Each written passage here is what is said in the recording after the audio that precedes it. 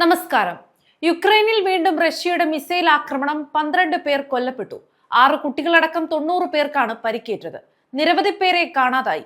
70 മിസൈലുകളും 145 ഡ്രോണുകളും ഉപയോഗിച്ച് ഈ വർഷം റഷ്യ നടത്തിയ ഏറ്റവും കനത്ത ആക്രമണമാണിത്.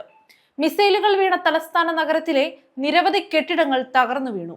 ഉത്തര കൊറിയ നൽകിയ KN-23 മിസൈലുകൾ ഉപയോഗിച്ചുള്ള കനത്ത ആക്രമണമാണ് റഷ്യ നടത്തിയതെന്ന് യുക്രൈൻ വിദേശകാര്യമന്ത്രി ആന്ദ്രേ സിബിഹ പറഞ്ഞു. കഴിഞ്ഞ 44 ദിവസമായി നടന്നുവന്ന സമാധാന ചർച്ചകളെ റഷ്യ അട്ടിമറിച്ചെന്ന് പ്രസിഡന്റ് വൊളോഡിമിർ സെലൻസ്കി ആരോപിച്ചു. റഷ്യ ഇതിനെപ്പറ്റി പ്രതികരിച്ചിട്ടില്ല. ദക്ഷിണാഫ്രിക്കൻ സന്ദർശനത്തിലായിരുന്ന സെലൻസ്കി യാത്ര വെട്ടിച്ചുരുക്കി മടങ്ങി. കീവ് നഗരത്തിന്റെ പടിഞ്ഞാറൻ മേഖലകളിലെ 13 ഇടങ്ങളിലാണ് കനത്ത നാശനഷ്ടമുണ്ടായത്. കെട്ടിടാവശിഷ്ടങ്ങൾക്കിടയിൽ മൊബൈൽ ശബ്ദിക്കുന്ന സ്ഥലങ്ങൾ കണ്ടെത്തി കുടുങ്ങിക്കിടക്കുന്നവരെ തിരയുന്ന രക്ഷാപ്രവർത്തകരുടെ ദൃശ്യങ്ങൾ പുറത്തുവിട്ടിട്ടുണ്ട്. വ്യോമാക്രമണ സൂചനയായി സൈറൺ മുഴങ്ങിയെങ്കിലും പുറത്തെത്തുന്നതിന് മുൻപ് തന്നെ ആക്രമണം നടന്നുവെന്നാണ് പ്രദേശവാസികൾ പറയുന്നത്. യുക്രൈനിലെ രണ്ടാമത്തെ വലിയ നഗരമായ ഖർക്കീവിലും ആക്രമണം നടന്നു.